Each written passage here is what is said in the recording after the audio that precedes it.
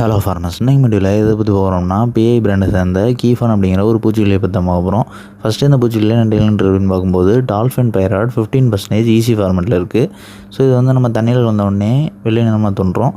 Next இந்த பூச்சிக்கொல்லி வந்து எந்த மாதிரியான பூச்சிகளை அழிக்கிறதுக்கு பயன்படுத்துகிறோம்னு பார்க்கும்போது இது வந்து பிரத்யேகமாக அதிக அளவு சாரோனியம் பூச்சிகளை கட்டுப்படுத்துகிறக்கும், ஒரு சில அரித்து உண்ணக்கூடிய பூச்சிகளை கட்டுப்படுத்துகிறோம் அண்ட் ஒரு சில பேன்களை கட்டுப்படுத்துறதுக்கும் பயன்படுத்தக்கூடியது.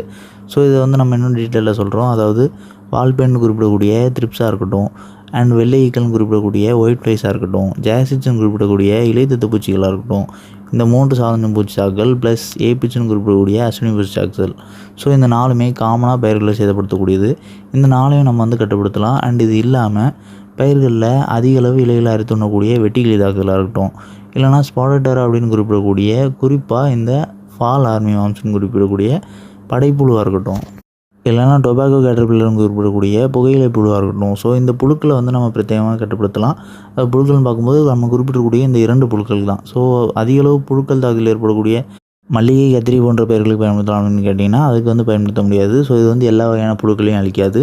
நம்ம குறிப்பிடக்கூடிய 2 வகையான புழுக்களுக்கும் அண்ட் லீஃப் மைனர்னு குறிப்பிடக்கூடிய இலை சுரங்க புழுக்கும் நம்ம வந்து பயன்படுத்தலாம். ஸோ இந்த 3 இல்லாமல் வேறு எந்த ஒரு புழுக்களுக்கும் இது வந்து கேட்காது. அண்ட் இந்த 3 போக டிபிஎம்னு குறிப்பிடக்கூடிய வைரமுது அந்த பூச்சி சாக்களுக்கு வந்து நம்ம பயன்படுத்தலாம். ஸோ இது இந்த சாதாரண பூச்சிகள் மற்றும் இந்த அறுத்துண்ணக்கூடிய பூச்சிகள், புழுக்கள் இது எல்லாத்தையும் நம்ம கட்டுப்படுத்துறது இல்லாமல் ஒரு சில பேன்கள், அதாவது மஞ்சள் பேனாக இருக்கட்டும் இல்லை செம்பேனாக இருக்கட்டும், இந்த மாதிரியான பேன் தாக்கல் இனிஷியல் ஸ்டேஜில் இருக்கும்போது நம்ம வந்து கட்டுப்படுத்தலாம். ஸோ இந்த பேன் அழிக்கிறதுக்குமே நம்ம வந்து இதை பிரத்யேகமான பேன்குள்ளியாக பயன்படுத்த முடியாது. அதீத பரவலுக்கு இது வந்து கேட்காது. ஒரு சில பேன்கள் இருக்கும்போது நம்ம கான்ட்ராக்டாக ஸ்ப்ரே பண்ணும்போது வேலை செய்யும். நெக்ஸ்ட் இது ஒரு டோசேஜ் பார்க்கும்போது 1 லிட்டர் தண்ணிக்கு 2 ml அப்படிங்கிற விதத்தில் நீங்கள் கலந்து பயன்படுத்தலாம். இந்த அளவில் பயன்படுத்தினாலே போதும். அண்ட் இதோட இடைவெளி நாட்கள்னு பார்க்கும்போது இதை வந்து நீங்கள் குறைஞ்சபட்சம் 10 நாட்களுக்கு ஒரு முறையும் அதிகபட்சம் 15 நாட்களுக்கு ஒரு முறையும் பயன்படுத்தலாம். ஏன்னா இது வந்து அதிகமான அளவு சாரஞ்சம் பூச்சிகளை கட்டுப்படுத்துறதுனால இது வந்து ரொம்ப குறுகிய இடைவெளி நாட்களில் பயன்படுத்தணுங்கிற அவசியம் கிடையாது. அண்ட் இந்த பூச்சிகளோட கம்ஃபர்டபுள்னு பார்க்கும்போது இந்த பூச்சிகளை வந்து நம்ம மற்ற இந்த ஒரு பூச்சிகள் கூடயோ இல்லைனா பூஞ்சானக்குள்ளிகள் கூடயோ இல்லைனா நுண்ணுச்சத்து மருந்துகள் கூடயோ இல்லைனா பிளான் குரோத் ரில்டர்ஸ் கூடயோ இல்லைனா உயிரிகள் கூடயோ சேர்த்து பயன்படுத்தலாம். இதனால் பயிர்களுக்கு எந்த ஒரு பாதிப்பும் ஏற்படாது.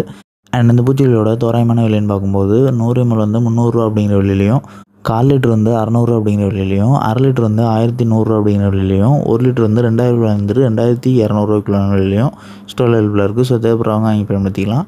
அண்ட் இந்த வீடியோ ஏதாவது டவுட் இருந்துச்சுன்னா கமெண்ட் பண்ணுங்கள். நம்மளோட அக்ரிகல்ச்சர் சேனலில் நீங்கள் புதிய வீடியோ பார்க்கக்கூடிய விவசாயிகள் அப்படின்னா நம்மளோட சேனல் மறக்காமல் சப்ஸ்கிரைப் பண்ணிங்க.